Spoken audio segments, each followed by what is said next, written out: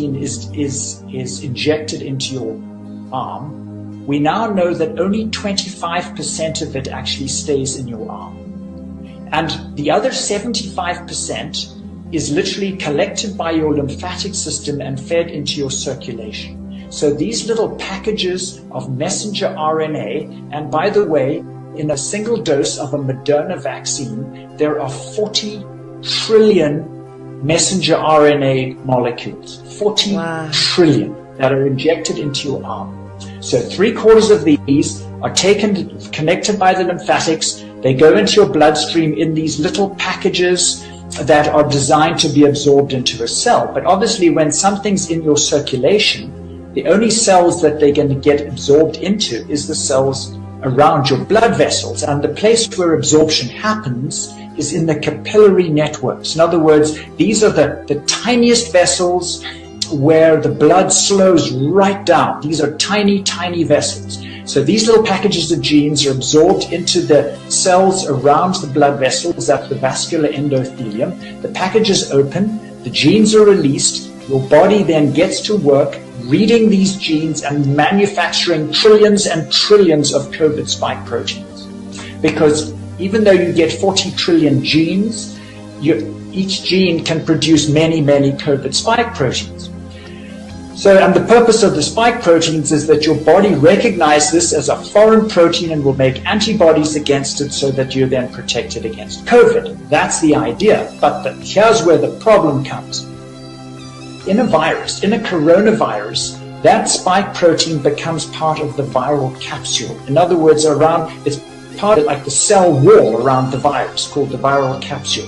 But it's not in a virus, it's in your cells. So it therefore becomes part of the cell wall of your vascular endothelium, which means that these cells that line your blood vessels, which are supposed to be smooth so that your blood flows smoothly, now have these little spiky bits sticking out.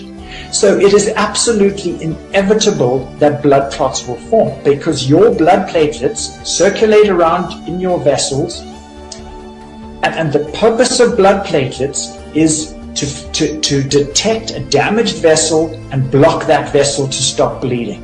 So when the platelet comes through the capillary, it suddenly hits all these little COVID spikes that are jutting into the inside of the vessel. It is absolutely inevitable that a blood clot will form to block that vessel. The majority of people are getting blood clots that they have no idea that they're even having. So, Laura Lynn, the most alarming thing about this is that there are some parts of your body, like your heart and your brain and your spinal cord and your lungs, which cannot regenerate. When those tissues are damaged by blocked vessels, they are permanently damaged.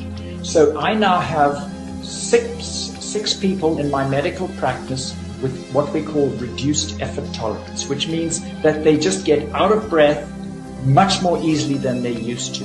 I have one fellow that used to walk to my office every week for an arthritis injection, who told me that he could walk 2 miles without any problem, and now after a quarter of a mile he is absolutely out of breath, and it has been like that for 5 months. So on the basis of this D-dimer test, which proves that the majority of people are clotting, these 6 people who now have reduced effort tolerance, literally what's happened to them is they've plugged up thousands of tiny capillaries in their lungs. And the terrifying thing about this is not just that these people are now short of breath and can't do what they used to be able to do, but once you block off a significant number of blood vessels through your lungs, your heart is now pumping against a much greater resistance to try and get the blood through your lungs. And so that causes a condition called pulmonary artery hypertension. It's literally like high blood pressure in your lungs because the blood can't get through because so many of the vessels are blocked. And the terrifying thing of this is that people with pulmonary artery hypertension usually die of right-sided heart failure within 3 years. So the huge concern about this mechanism of injury is that these shots are causing permanent damage, and we haven't, and the worst is yet to come, because you know, there's some tissues in your body like intestine and liver and kidneys that can regenerate to quite a good degree. But brain and spinal cord and heart muscle and lungs do not.